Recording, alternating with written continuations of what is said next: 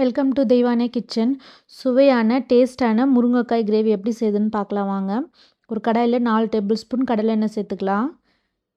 எண்ணெய் சூடான பிறகு 1 டேபிள் ஸ்பூன் கடுகு, 1/2 டீஸ்பூன் சீரகம் சேர்த்துக்கலாம். இதில் 1/4 டீஸ்பூன் சோம்பு, 2 பட்டை, 2 கிராம்பு, 2 ஏலக்காய் சேர்த்துக்கலாம்.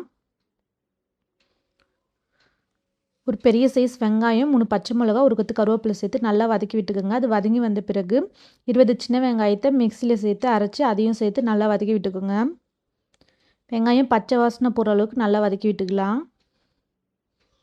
ஒரு டேபிள் ஸ்பூன் இஞ்சி பூண்டு விழுது சேர்த்து அதையும் நல்லா வதக்கி விட்டுக்கலாம்.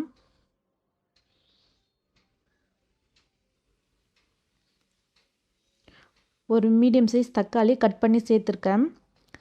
தக்காளி நல்லா குழைவாக வதக்கி விட்டுக்குங்க. ஒரு டேபிள் ஸ்பூன் குழம்பு மிளகாய்த்தூள், ஒரு டேபிள் ஸ்பூன் தனி மிளகாய்த்தூள், ஒரு டேபிள் ஸ்பூன் மல்லித்தூள் சேர்த்துக்கலாம். மிளகாய்த்தூள் பச்சை வாசனை போகிற அளவுக்கு நல்லா வதக்கி விட்டுக்குங்க.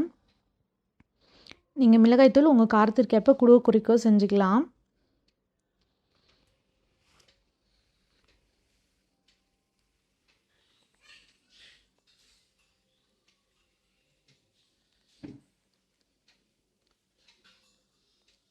கிரேவிக்கு தேவையான அளவு உப்பு சேர்த்துக்கோங்க.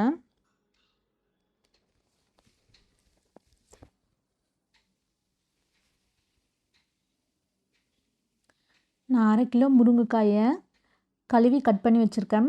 அதையும் சேர்த்து எண்ணெயிலே நல்லா வதக்கி விடலாம். முருங்கைக்காய் நல்லா எண்ணெயிலே வதங்கி வரட்டும்.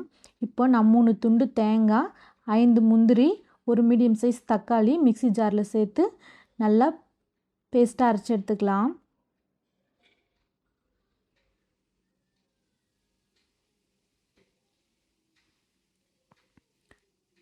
முருங்கைக்காய் எண்ணெயில் வதங்கி வந்துடுச்சு. இப்போ நம்ம அரைச்சி வச்சுருக்க தேங்காய் விழுது சேர்த்து நல்லா வதக்கி விட்டுக்கலாம். கிரேவிக்கு தேவையான அளவு தண்ணி சேர்த்துக்கலாம்.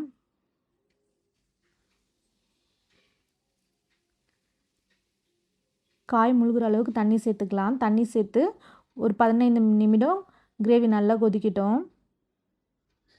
பாருங்கள், நம்ம கிரேவி கொதித்து ரெடியாகி வந்துருச்சு. மேலே எண்ணெய் பிரிஞ்சு வருது பாருங்கள்.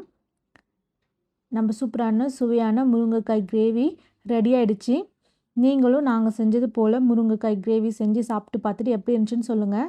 இந்த கிரேவி சப்பாத்தி, இட்லி, தோசை, சாதத்துக்கெல்லாம் சூப்பராக இருக்கும். நீங்களும் செஞ்சு பார்த்துட்டு எப்படி இருந்துச்சு எங்கள் சேனலுக்கு கமெண்ட் பண்ணுங்கள், லைக் பண்ணுங்கள், ஷேர் பண்ணுங்கள். எங்கள் சேனல் பிடிச்சிருந்தா சப்ஸ்கிரைப் பண்ணுங்கள். தேங்க்யூ.